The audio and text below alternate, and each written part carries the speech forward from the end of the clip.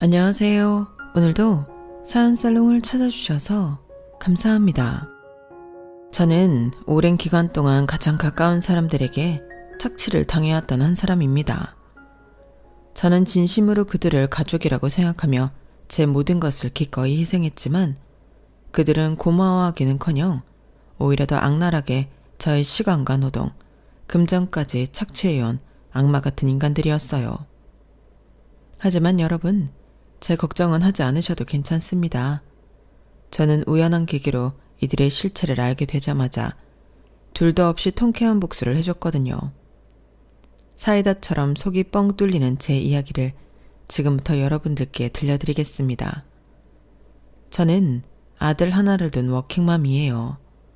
얼마 전까지만 해도 상가 건물에 작은 공간을 임대하여 그곳에서 화장품 가게를 운영하고 있었어요.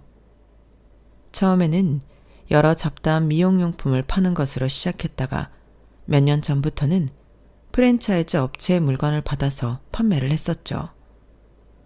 처음 장사를 시작했을 때는 매장 문을 닫은 뒤엔 방문 판매까지 했을 정도로 물불 가리지 않고 일을 했었어요.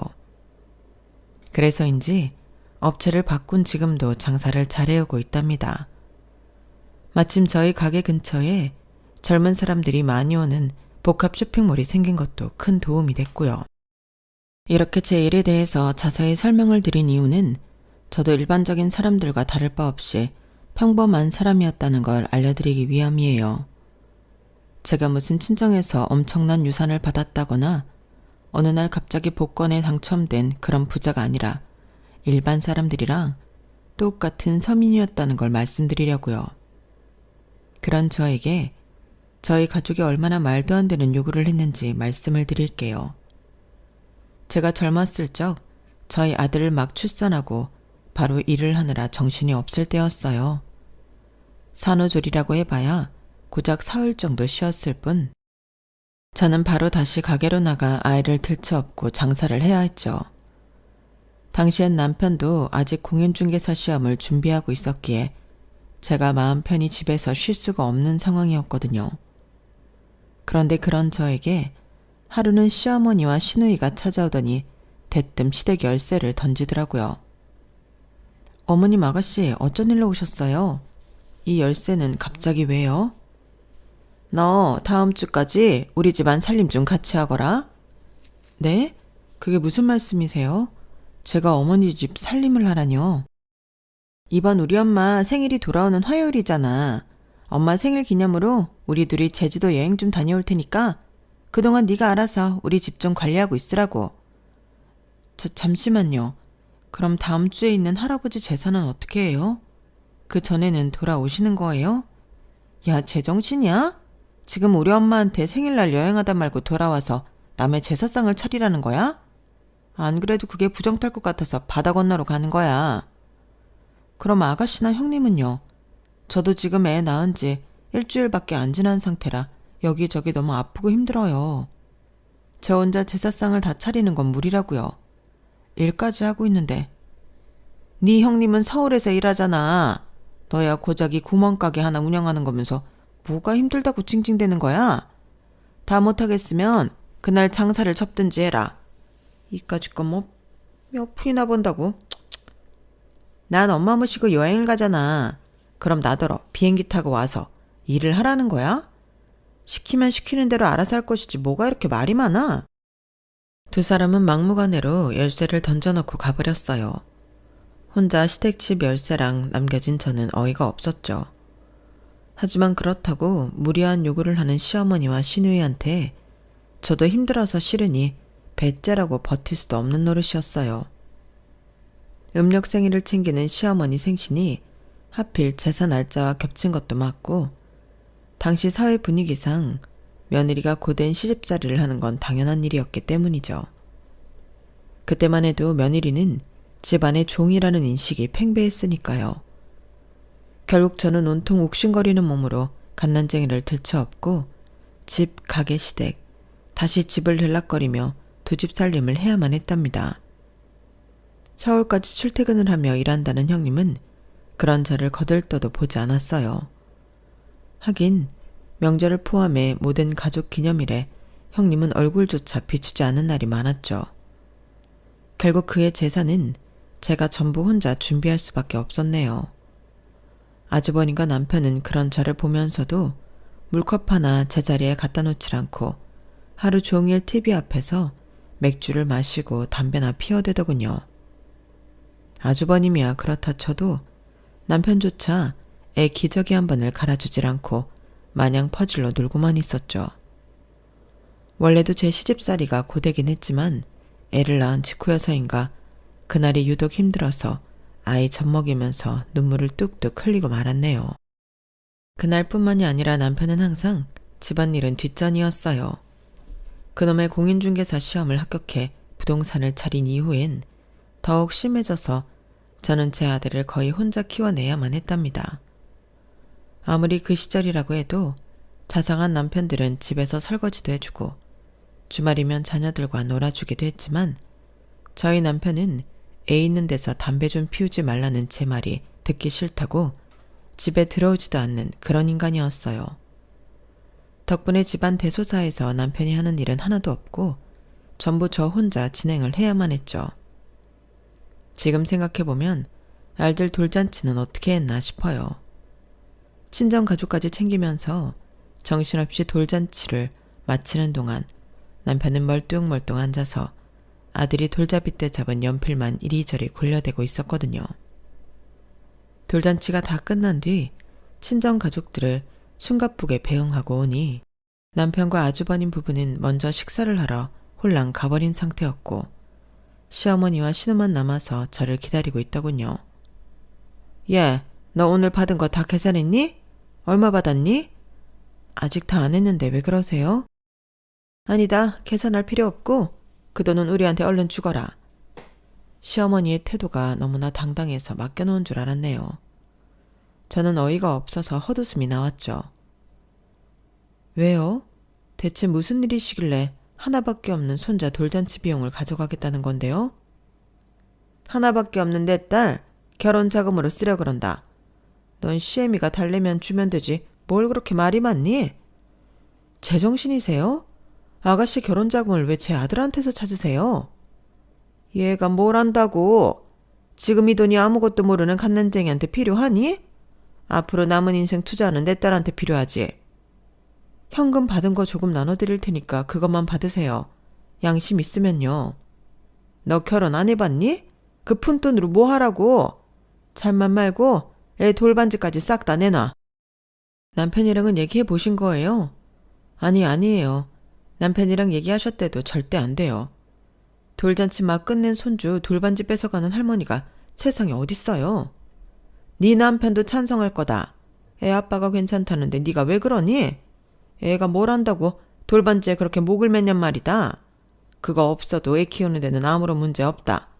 결혼식 끝날 때도 축의금 받을 테니 정 그러면 그때 받는 축의금으로 돌반지 하나 해주면 될 것 아니냐. 얼른 그거 전부 내놔라. 얼른. 시어머니와 시누이가 워낙 우악스럽게 강도짓을 하니 저는 결국 제 아들의 돌반지까지 전부 다 빼앗길 수밖에 없었어요. 빈털터리가 된 채로 식사자리에 간 저는 밥 한 숟갈 편하게 넘어가질 않더라고요. 집에 돌아오자마자 저는 남편에게 돌잔치가 끝난 직후에 일어났던 일을 이야기했는데 남편은 그러거나 말거나 세상 귀찮은 표정으로 머리만 벅벅 긁어댔죠. 윤지 결혼식에 아무것도 안 해줄 수는 없잖아. 그냥 그걸로 퉁치는 걸로 해. 그게 그냥 그렇게 퉁이 돼? 자기 손주 돌반지 뺏어가는 할머니가 세상 천지에 어디 있느냐고. 아까 어머님이 분명히 그랬어. 아가씨 결혼식 끝나고 축의금 모이면 그걸로 돌반지 해주겠다고. 당신 그거 꼭 받아와. 알겠어? 다른 건 몰라도 당신이 하신 말씀은 지켜야지. 알았어. 남편은 대충 손을 휘휘젓고는 방으로 쏙 들어가 버렸죠. 신우이는 그렇게 남의 피 같은 돈까지 뺏어가면서 시집자금을 마련하고 식을 올렸어요. 신우이의 결혼식 날 저는 벼르고 벼렀던 일을 하고 말았습니다. 식이 끝나고 혼주복을 반납하고 나오는 시어머니 앞에 딱 버티고 선 거예요. 그리고 약속한 돌반지를 내놓으라고 으름장을 놓았죠. 아직 시누이 시댁 사람들이 많이 돌아다니고 있었기에 시어머니는 적잖이 당황한 듯 해보였어요. 너 미쳤니? 지금 여기서 뭐 하는 거야? 어머님이 약속하신 거 지키시라고요. 축의금 받으셨죠? 우리 선우 돌반지 할 돈 얼른 주세요. 이게 진짜 어디 뺏어갈 게 없어서 남의 축의금을 뺏어가려고 해. 네가 도둑이야 강도야? 애초에 남의 아들 돌반지를 뺏어가지 마셨어야죠. 그리고 어머님이 그때 분명히 어머님 입으로 그렇게 말씀하셨잖아요. 축의금 받으면 돌반지 해주겠다고요. 한 입으로 두 말하기 있어요? 목소리 안 낮춰? 파렴치한 년을 봤나? 야, 요즘 금값이 얼만 줄 알아? 여보 이리 와봐. 목소리 낮추라니까. 제가 목청이 터져라 남편을 부르자 시어머니가 기겁을 하며 절 만류했어요. 하지만 저는 아랑곳하지 않고 남편을 불러내 시어머니 앞에 딱 세우고는 얘기했죠. 당신이 그랬지? 무슨 일이 있어도 애 돌반지는 받아내겠다고. 아가씨 축의금 받고 나면 당신이 책임지고 돌반지 받아온다고 그랬어 안 그랬어? 남편은 잠시 어물쩡거리더니 시어머니를 향해 이야기했어요. 뭐 엄마가 그러기로 했다며. 애 돌반지는 하나 해줘야지. 우리도 아들 키우는 입장인데 우리 애 기저귀 값도 전부 윤지 줬잖아. 웃기는 소리 하네. 우리 때는 애 기저귀는 다 직접 빨아서 해 입혔어. 너도 그렇게 키웠다고? 아유, 돌반지 그거 뭐 얼마나 한다고. 그냥 하나 좀 해줘라. 하객수 보니까 축의금도 많이 나가겠구만. 그거 하나 못 해줘? 남편까지 제 편을 들어주자 연신 주변 눈치만 보던 시어머니도 마지못해서 알았다 대답을 하더군요. 시어머니 입에서 기어코 확답을 받아낸 저는 그제야 자리를 비켜드렸어요. 그리고 시어머니는 정말로 꼭 일주일 만에 돌반지를 해주셨죠. 그런데 저한테 직접 연락을 하기가 싫으셨던지 퇴근하는 남편을 통해 저에게 전달하셨어요. 남편은 저녁에 집에 들어오자마자 제 앞에 의기양양하게 자, 됐지? 하면서 돌반지를 탁 내려놓았죠. 저는 제가 처음으로 목소리를 내서 시댁으로부터 무언가를 지켜냈다는 게 뿌듯했어요. 그리고 그게 제 아들의 돌반지라는 것도 좋았답니다. 엄마로서 무언가 해낸 기분이 들었거든요. 그 뒤로 시댁 식구들은 저를 더 미워하는 것 같았지만 저는 아랑곳하지 않고 아들만 바라보며 지냈어요. 사실 시댁 식구들이 전보다 저를 더 싫어하든 아니든 제 생활은 변함이 없었기 때문이에요. 화장품 장사를 하면서 쌈짓돈을 모았다 하면 시댁에서 이런저런 이유를 대며 가져가고 또 모았다 하면 가져갔죠. 틈만 나면 시댁 집안일을 시켜대고 심지어 시집간 시누이 뒷바라지까지 여전히 해야 했고요. 그러던 어느 날 조금 의외의 인물이 제 가게를 찾아왔어요. 바로 형님이었죠. 명절 때도 얼굴 보기 힘든 형님이 갑자기 저를 찾아와 저도 적잖이 놀랐어요. 형님은 마치 어디 멀리 떠나는 사람처럼 본인 몸만한 캐리어를 끌고 가게 문 앞에 서 있더군요. 그 모습을 보자마자 저는 영 느낌이 좋지 않았네요. 형님, 여긴 어쩐 일이세요? 무슨 일 있으세요? 동서랑 할 얘기가 있어서. 지금 많이 바빠?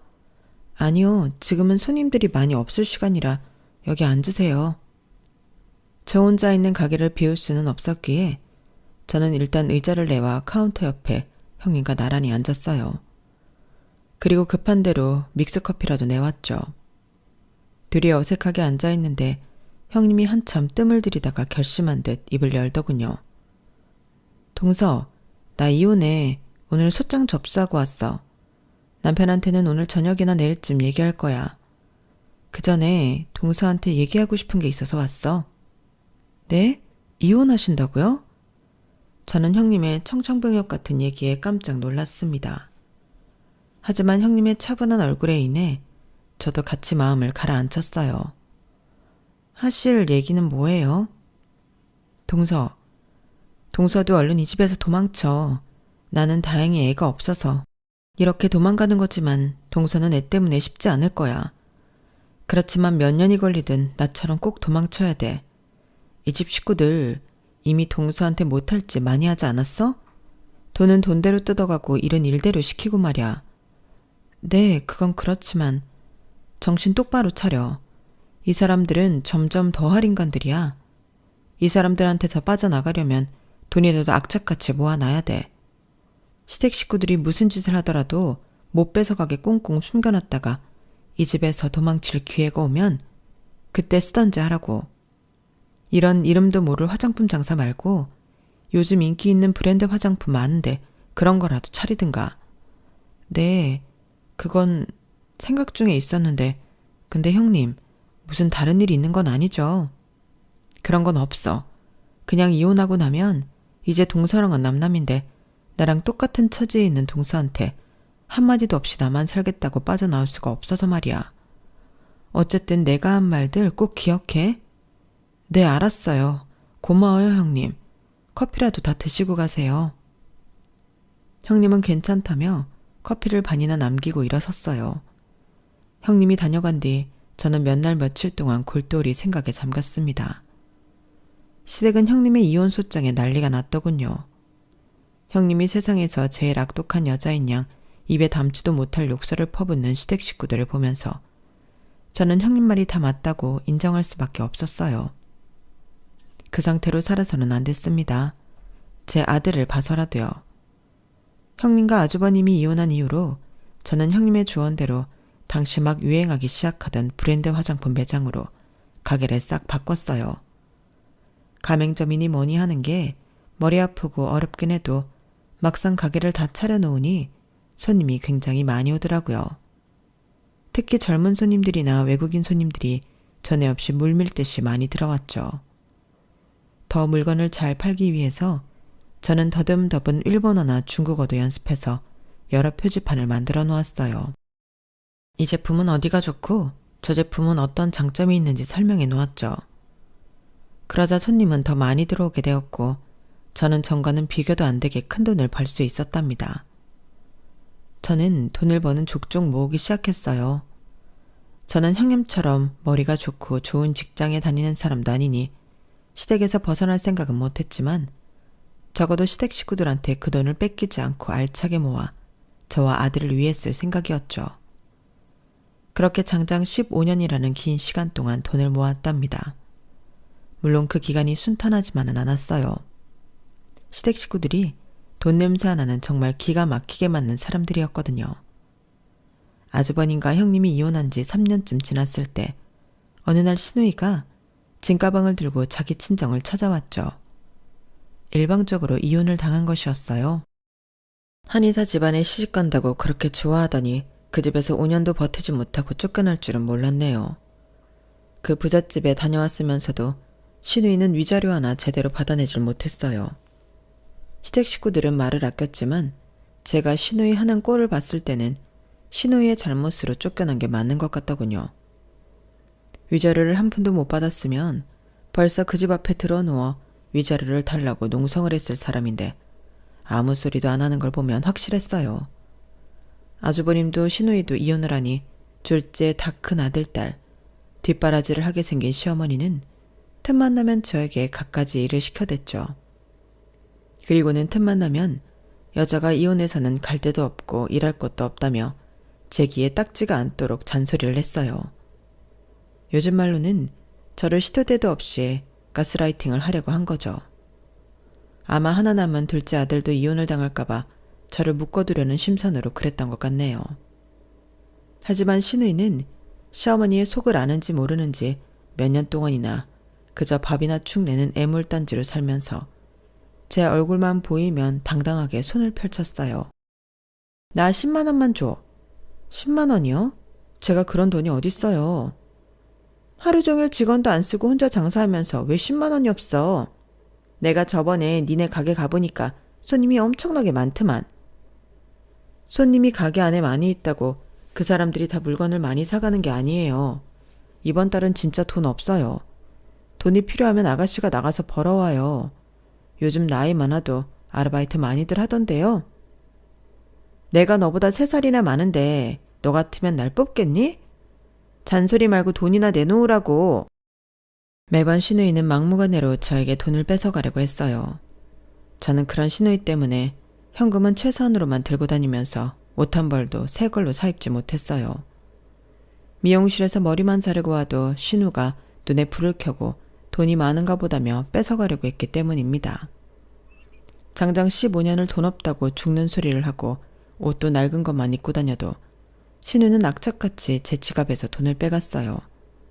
그런 신우 때문에 남들은 10년이면 모은다는 돈을 저는 15년이나 걸려서 모으게 되었죠. 그 긴 시간 동안 제 아들은 고맙게도 남부럽지 않게 바르게 잘 자라주었어요. 남들처럼 과외 한 번을 시켜주지 못했는데 아들은 저렴한 동네 종합학원만 다녀도 곧잘 전교 1등을 받아오곤 했답니다.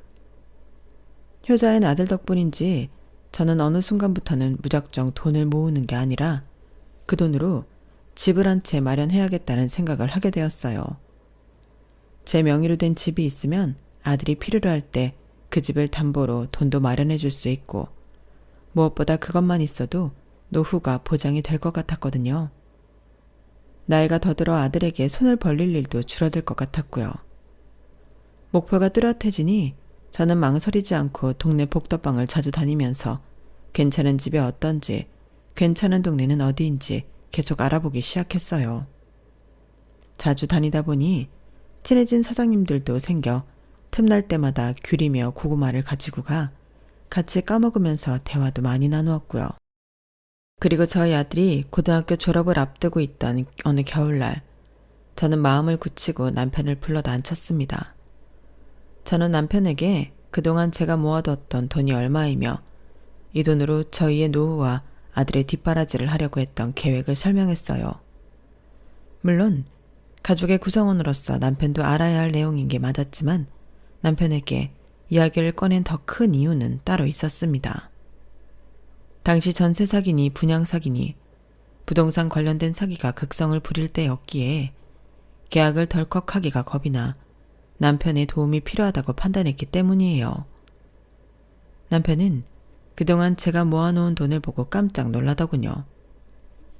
내가 15년 동안 어머님 아가씨 눈 피해가면서 악착같이 모은 돈이야.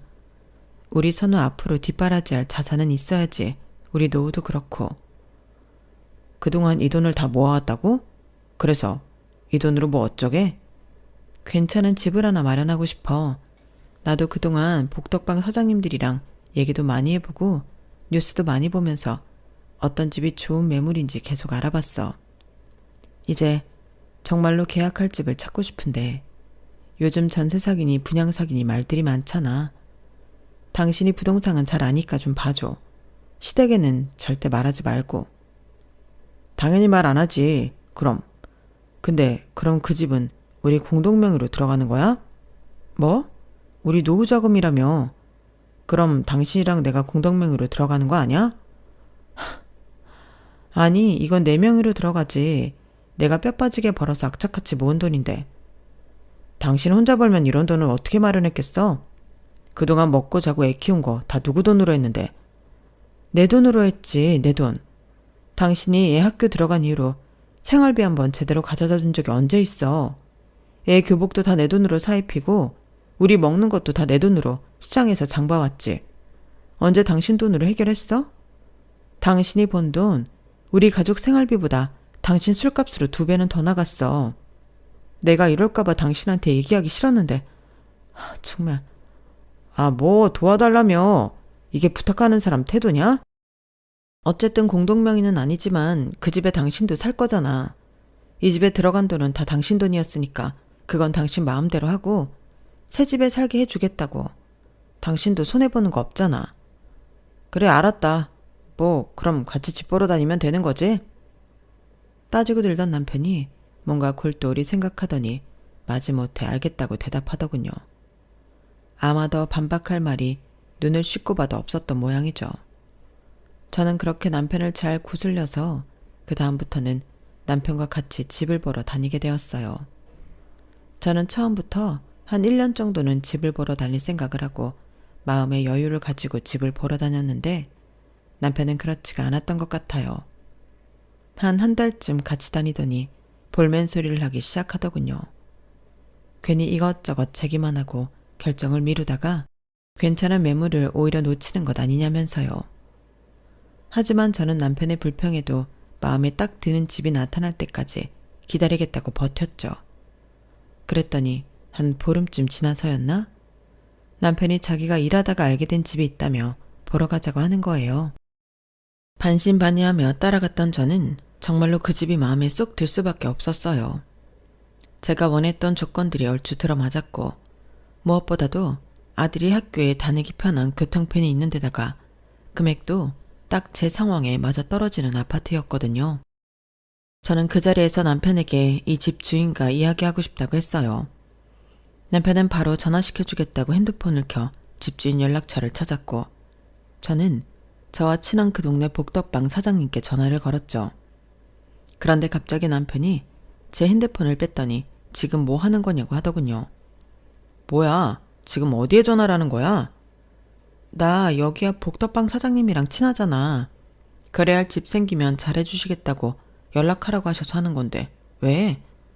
복덕방은 무슨 촌스럽게. 아니 내가 부동산 사장인데 왜 다른 집 사장을 끼고 거래를 하려고 하는 거야? 괜히 수수료만 더 나가게. 어차피 여기 살게 되면 오며 가며 그 사장님 보게 될 게 뻔한데 그럼 서로 불편해서 어떻게 살라고. 그동안 그 사장님 도움을 얼마나 많이 받았는데 이렇게 갑자기 입 싹 닫기가 좀 그렇단 말이야. 참나 돈이 썩어나냐? 수수료도 알아서 잘해주실 거야. 어떻게 코앞에서 뒤통수를 쳐? 어차피 집값이든 수수료든 내 돈으로 할 거니까 당신은 신경 꺼. 결국 저는 제가 아는 복덕방 사장님을 끼고 계약을 하기로 했어요. 남편이 보여준 집의 주인은 해외에 사는 사람이었는데 저희가 거래하고 싶다고 하니 쿨하게 거래를 하겠다고 했죠. 대신 자기가 다시 해외로 나가야 하니 최대한 빠른 시일 내에 거래를 하고 싶다고 해서 저는 바로 그 다음 주에 계약서를 작성하기로 했답니다. 그리고 저는 이 모든 내용을 복덕방 사장님께 전해드렸어요. 사장님은 자기한테 연락해줘서 고맙다며 성심성의껏 잘해주시겠다고 하셨죠. 또 수수료도 거의 반값만 받겠다고 하셨고요. 서로 고마워하며 이야기를 나누다가 제가 한 말에 사장님의 표정이 갑자기 복잡하게 바뀌시더군요. 당장 다음 주에 계약을 한다고요? 집주인이 해외 일정이 있어서 어쩔 수가 없대요. 그럼 그날 아예 잔금 전부 입금한다는 거예요? 네, 저도 조금 불안했는데 남편이 그 집 등기부 등본이랑 다 떼서 확인해 봤는데 이상 없대서 그대로 진행하려고요. 아무리 그래도 그렇지 무슨 길거리에서 티셔츠 사는 것도 아니고. 그러지 말고 일단 그날은 계약만 해요. 가계약이요. 어? 하루라도 텀을 두고 잔금을 처리해야 하는 게 맞지. 원래 뭐든 그렇게 급하게 처리하는 거 아니에요. 뭐 집주인이 바로 다음날 비행기를 탄다는 건 아닐 거 아니에요. 그건 그렇죠. 하긴 하루 정도야 괜찮겠죠? 그거 안 기다릴 사람이 어딨어요. 무조건 그렇게 하겠다고 하세요. 나 믿고. 저는 사장님의 말을 듣고 집주인에게 따로 연락을 했죠. 약속했던 그날에 은행에서 잔금을 전부 인출할 수가 없다는 말로 대충 얼버무리면서 그날은 가계약만 하고 본계약은 그 다음날 하겠다고 했는데 다행히 집주인은 알겠다고 하더군요. 시간이 지나고 약속한 날이 되었어요. 남편과 함께 집주인을 만났고 사장님이 가계약서를 꺼내오자 남편은 이게 뭐냐고 물어보더군요. 내가 전화해서 오늘은 가계약만 한다고 했어. 오늘 잔금 인출하기가 힘들어갖고. 그러자 남편은 갑자기 집주인을 노려보는 거예요. 근데 왜 나는 몰랐지? 갑자기 집주인에게 화를 내는 남편을 보고 저는 당황스러워서 얼른 말을 얼버무렸죠. 왜 화를 내? 하루 차이로 무슨 일이 생긴다고. 당신은 가만히 좀 있어.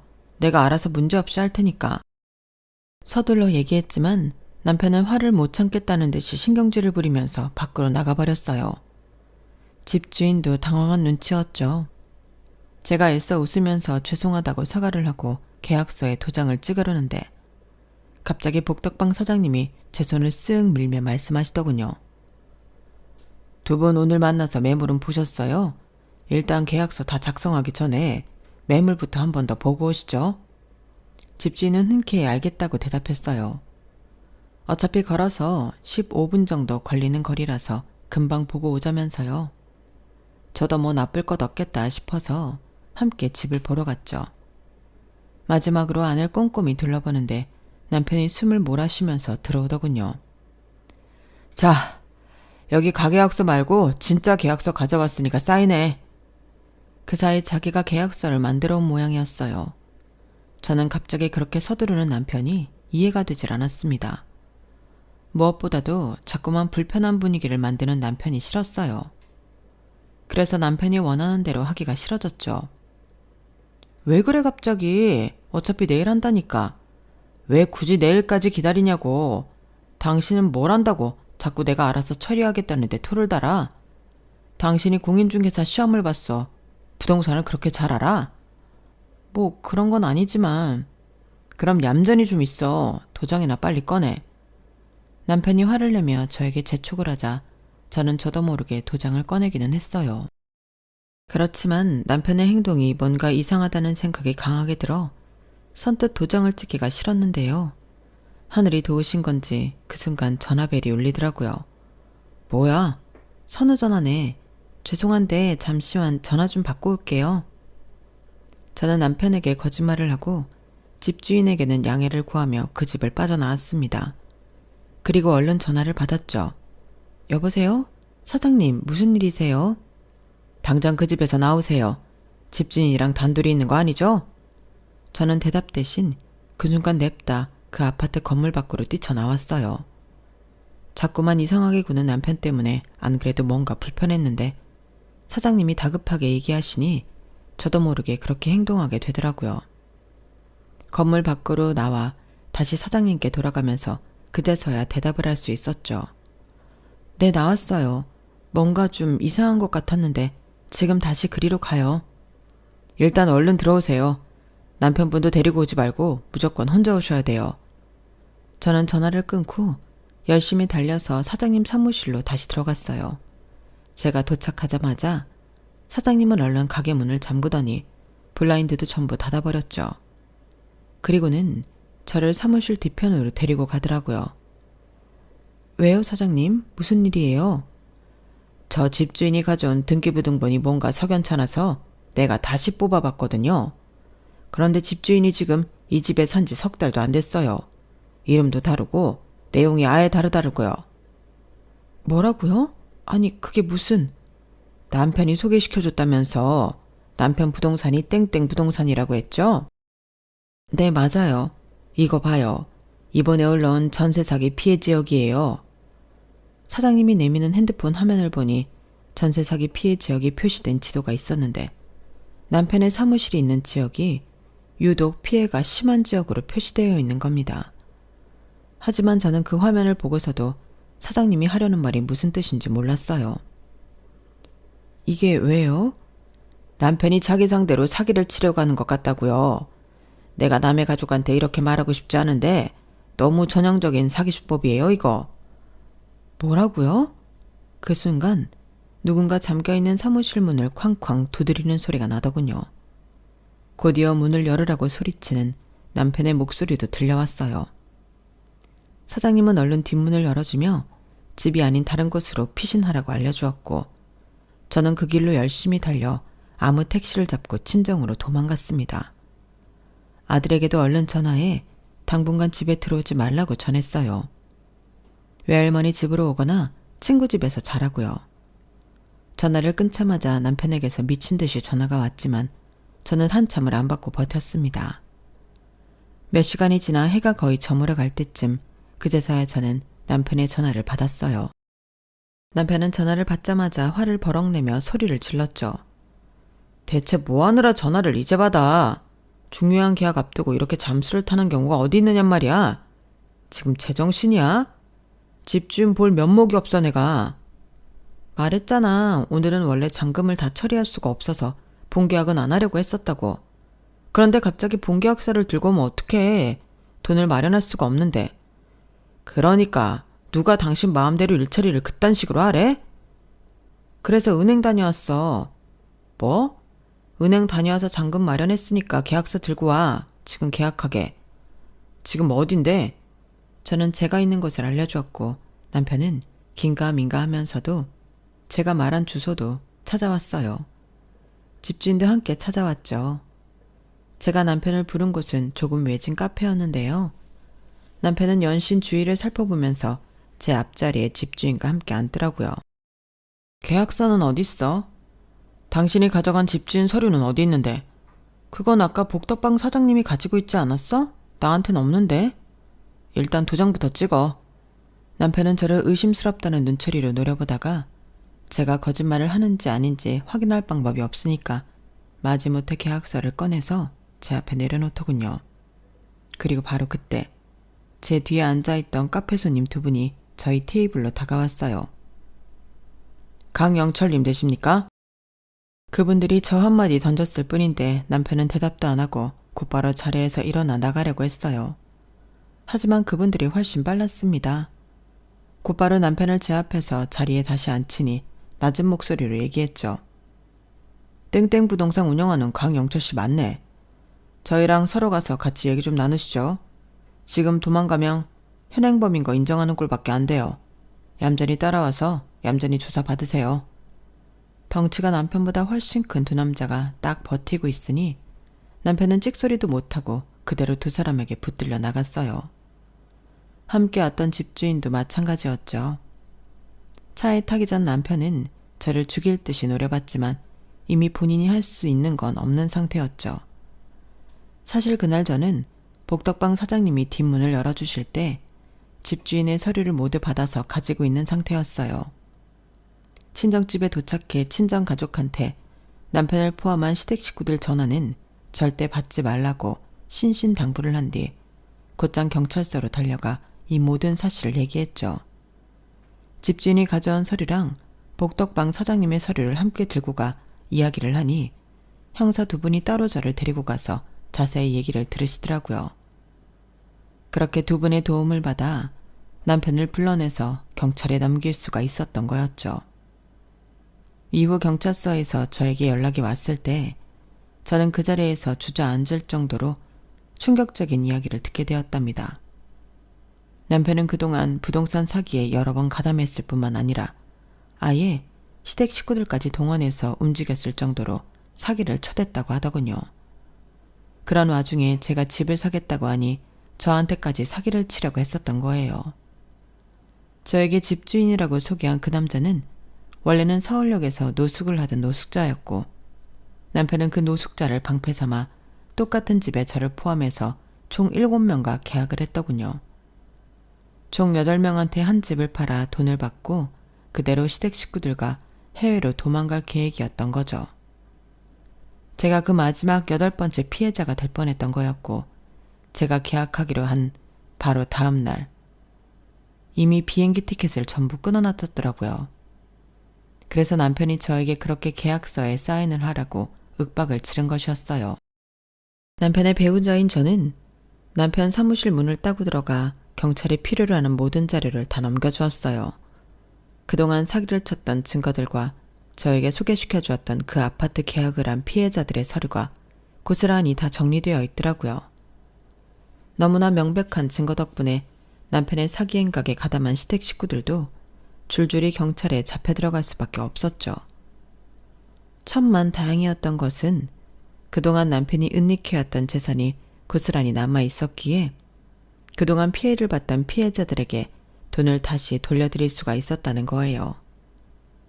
그뿐만 아니라 저희가 살던 집에 들어가 있던 남편의 돈과 남편의 부동산을 처분한 돈으로 피해자들이 청구한 위자료도 낼 수 있었답니다. 그 사이 저는 남편과의 이혼을 최대한 빨리 진행해 서둘러 남남이 되어버렸답니다. 20년을 한 집에 살면서 제가 그런 끔찍한 범죄자와 함께 있는 줄은 꿈에도 몰랐거든요. 그 옛날 아주버님과 이혼하던 형님이 빨리 탈출하라고 했을 때 탈출했어야 하는데 싶은 아쉬움도 들었지만 그래도 신이 도우셔서 제가 피해를 보지 않은 것만으로도 감지덕지 해야겠죠. 시댁 식구들이 전부 감방으로 들어간 이후 저는 복덕방 사장님의 소개로 좋은 집을 계약할 수 있었답니다. 복덕방 사장님은 일부러 원래 살던 동네와 전혀 다른 곳에 집을 소개해 주었어요.